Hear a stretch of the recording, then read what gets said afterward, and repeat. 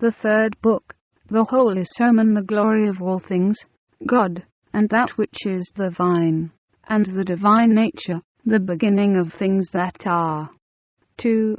God, and the mind, and nature, and matter, and operation or working, and necessity, and matter, and operation or working, and necessity, and the end, and renovation. 3.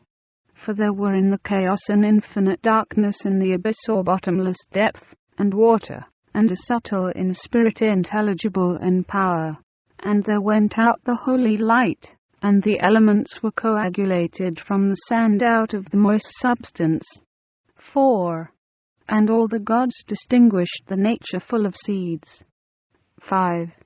And when all things were interminated and unmade up, the light things were divided on high, and the heavy things were founded upon the moist, all things being terminated or divided by fire, and being sustained or hung up by the Spirit, they were so carried, and the heaven was seen in 7 circles.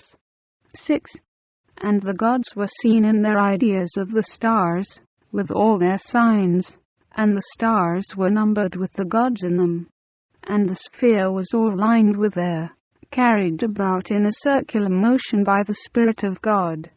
7. And every god, by his internal power, did that which was commanded him, and there were made 4-footed things, and creeping things, and such as live in the water, and such as fly, and every fruitful seed, and grass, and the flowers of all greens, all which had sowed in themselves the seeds of regeneration. 8.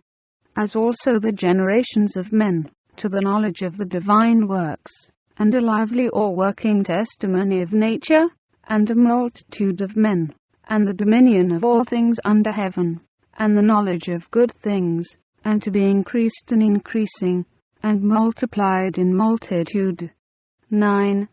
And every soul in flesh, by the wonderful working of the gods in the circles, to the beholding of heaven, the gods' divine works, and the operations of nature, and for signs of good things, and the knowledge of the divine power, and to find out every cunning workmanship of good things. 10. So it beginneth to live in them, and to be wise according to the operation of the course of the circular gods, and to be resolved into that which shall be great monuments and remembrances of the cunning works done upon earth, leaving them to be read by the darkness of times. 11. And every generation of living flesh, of fruit, seed, and all handicrafts, though they be lost, must of necessity be renewed by the renovation of the gods, and of the nature of a circle, moving in number. For it is a divine thing, that every worldly temperature should be renewed by nature, for in that which is divine is nature also established. The end of the fragments of the third book, the Holy Sermon.